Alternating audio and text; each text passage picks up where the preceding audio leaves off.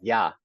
And speaking of kind of trying to solve problems, what one of the biggest vendors in the IT space, of course, is Amazon. Hmm. Amazon Web Services, hard to escape. 2% of the IT market, uh, obviously a big favorite of developers, but they haven't always been able to create great tools for the average user. And it seems like this is starting to uh, be an issue for them, especially with tools like Amazon Q and some other no-code tools that are supposedly created for the average user, but haven't necessarily translated to actual adoption. And honestly, this has been a bit of a trend because Amazon has a bunch of tools across things like analytics and productivity in theory, but let's be honest, who uses them? Yeah. Yeah, it's very interesting. I mean, having been in the low code space on the ServiceNow side of the world for the last 7 years, Mhm. um, and stepping in very recently and being baptized in the true no code world at Airtable, I think it's very hard for companies to build technology for non-technologists, right? Mhm. Things that are easy to use, easy to build on, easy to drive action with, easy to support outcomes with.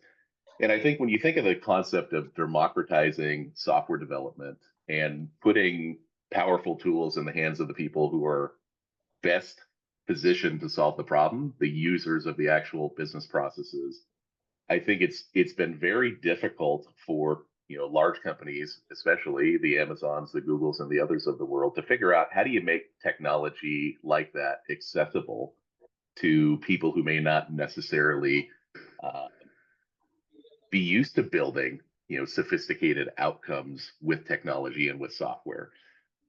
So I'm not surprised that Amazon has failed to land, and get parity with some of the other no-code platforms that are out there for non-technologists, because it's a difficult space.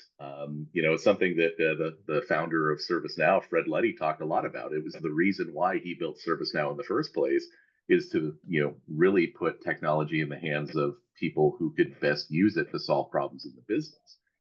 And companies like Airtable are trying to do that as well, and actually being very successful in a lot of spaces, driving things like product operations, digital media, content libraries, things of that nature that people who work in IT or developers aren't experts on, and they can only learn so much by sitting in a design session with an end user to understand the core of the problem.